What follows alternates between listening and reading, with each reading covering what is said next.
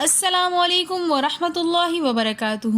آج کے سبق میں ہم بنی اسرائیل کے بارے میں جانیں گے کہ قرآن پاک میں اللہ پاک نے بنی اسرائیل کے بارے میں کیا فرمایا۔ فرعون نے بنی اسرائیل پر بہت ظلم کیا۔ جب اللہ نے بنی اسرائیل کو نجات دے دی فرعون سے، تو پھر ان کو حکم کیا کہ اپنے شہر کی طرف لوٹ جاؤ اور جہاد کرو۔ پرانے شہر کی طرف جہاں پر بنی اسرائیل رہتے تھے، اس علاقے کی طرف اللہ نے وہاں پر جانے کا حکم کیا اور فرمایا کہ جہاد کرو، اپنے علاقے کو فتح کر لو۔ لیکن وہاں پر ایک قوم جن کا نام عمالقہ تھا، انہوں نے قبضہ کر لیا تھا، جہاں سے یعقوب علیہ السلام کو بھی نکالا گیا تھا۔ اللہ نے بنی اسرائیل کا مقدس مقام بیت المقدس کو بنایا تھا، جیسے کہ موجودہ دور میں ہمارا مقدس مقام بیت اللہ ہے۔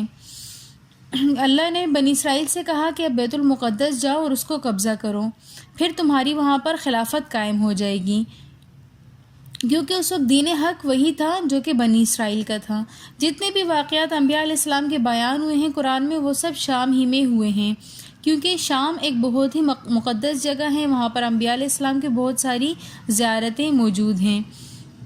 پھر جب اللہ نے بنی اسرائیل کو جہاد کو حکم دیا تو انہوں نے انکار کر دیا، کیونکہ وہاں پر جو قوم آباد تھی وہ بہت بہادر تھی، اور بنی اسرائیل ڈر گئے کیونکہ وہ ایک بزدل قوم تھی۔ انہوں نے موسیٰ علیہ السلام سے کہا کہ ہم تو قوم عمالقہ سے نہیں لڑ سکتے، اگر اللہ نے آپ کو جہاد کا حکم دیا ہے تو آپ اور آپ کا خدا جا کر نعوذ باللہ لڑ کے آ جائیں۔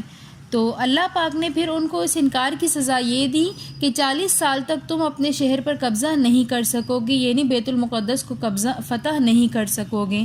پھر اسی دوران موسیٰ علیہ السلام کا انتقال ہو گیا اور دوسرے نبی آ گئے، لیکن کچھ عرصہ گزرنے کے بعد بنی اسرائیل نے پھر سے نبی سے کہا کہ ہمیں جہاد کا حکم کیجیے، کیونکہ ہمیں ہماری زمین سے نکالا گیا ہے اور اب ہم اپنی زمین کو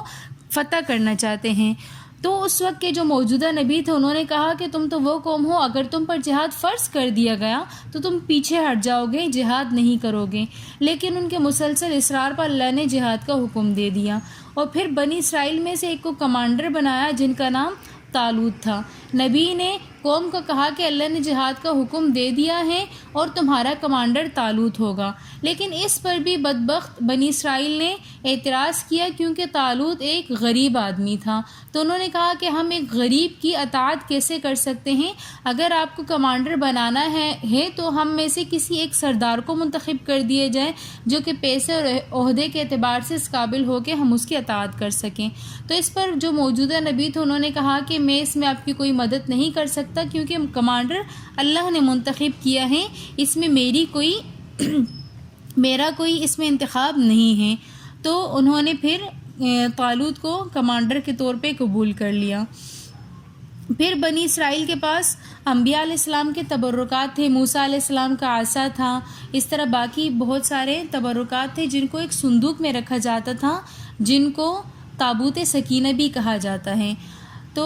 وہ تابوت سکینہ بنی اسرائیل کے پاس ہونے کی وجہ سے وہ جس جنگ میں بھی جاتے تھے وہ صندوق اپنے ساتھ لے کر جاتے تھے تابوت سکینہ کو، اور سب سے آگے رکھ لیتے تھے، جس کی وجہ سے اللہ پاک ان کو فتح نصیب فرماتے تھے۔ فرشتے وہ صندوق لے کر آئے تو پھر بنی اسرائیل کو تھوڑا ہوا کہ اب اللہ پاک ہمیں فتح نصیب فرمائیں گے تابوت سکینہ کو دیکھنے کے بعد۔ لیکن اس وقت موجودہ نبی نے کہا کہ آپ کو اس بات کا اندازہ تو ہوگا کہ اللہ پاک نے ہمیں جہاد کا حکم دے دیا ہے، لیکن ہماری لڑائی ایک بہت بہادر قوم سے ہے، ہمیں فتح اللہ ہی کی ذات دے گی، اور ہو سکتا ہے کہ اس تمام لڑائی کے دوران اللہ پاک ہمیں آزمائے بھی۔ تو وہ آزمائش یہ ہے کہ راستے میں ایک ندی آئے گی، آپ نے اس ندی سے پانی نہیں پینا، لیکن وہی بنی اسرائیل کی سرکشی دوبارہ اس میں اود کر آئی۔ جب وہ اس نہر کے کنارے پہنچے تو بہت سارے لوگوں نے اس میں سے پانی پی لیا۔ پانی پینے کی مکمل ممانعت نہیں تھی، یعنی پیٹ بھر کر پانی پینے کی ممانعت تھی کہ اپنے پیٹ بھر کر پانی نہیں پینا، ضرورت کے اعتبار سے 1 چلو 2 چلو پانی آپ پی سکتے ہیں، لیکن بہت ساروں نے اس میں سے پیٹ بھر کر پانی پی لیا۔ کچھ لوگ ایسے تھے کہ جنہوں نے اس میں سے پیٹ بھر کر پانی نہیں پیا، اتنا ہی پیا جتنا کہ اللہ نے حکم دیا تھا، اور پھر اس کی سزا ان کو یہ ملی کہ جب وہ وہاں پر میدان جنگ میں پہنچے تو جنہوں نے پانی پی لیا تھا وہ اس قوم کو دیکھ کر خوفزدہ ہو گئے، بزدل ہو گئے، انہوں نے کہا کہ تو بہت بہادر قوم ہے، ہم نہیں لڑ سکتے۔ لیکن پھر جن چند لوگوں نے نہیں پانی پیا تھا ان کی طرف سے اللہ پاک کی طرف سے ان کے اوپر یہ انعام نازل ہوا کہ ان کے دل اللہ نے مضبوط کر دی، اور انہوں نے ان سے کہا کہ نہیں، اگر اللہ نے ہمیں جہاد کا حکم دیا ہے اور نبی ہمارے ساتھ ہے اور جو کمانڈر منتخب کیا گیا ہے وہ اللہ کی طرف سے ہیں، تو اللہ پاک بھی ہمیں ضرور ہماری مدد کریں گے، اللہ پاک ہمیں نہیں آزمائیں گے، مزید آزمائش میں نہیں ڈالیں گے، لہٰذا آپ نے اب جنگ لڑنی ہے۔ اب طالوت کا مقابلہ تھا جالوت سے۔ جو چند لوگ تھے جنہوں نے اس وقت اس ندی سے پانی نہیں پیا تھا، انہوں نے باقی سب کو موٹیویٹ کیا اور وہ چند لوگوں نے بڑی دل جمی کے ساتھ لڑائی کی۔ انہوں نے اپنا گول بنایا کہ ہم نے جالوت کو قتل کرنا ہے۔ تو وہ جو چند لوگ تھے جن کے دل کے اوپر اللہ پاک نے اپنی نعمت اور حکمت ڈال دی تھی، انہوں نے اپنا گول جالوت کو بنایا، اور انہی میں سے ایک آدمی تھا جن کا نام تھا داؤد۔ تو انہوں نے داؤد نے جا کر طالوت کو قتل کر لیا، جس کو اللہ پاک نے قرآن میں بیان فرمایا ہے کہ وَإِذْ قَتَلَ طَالُوتُ جَالُوتَ۔ جب داؤد علیہ السلام نے جالوت کو قتل کر لیا تو پھر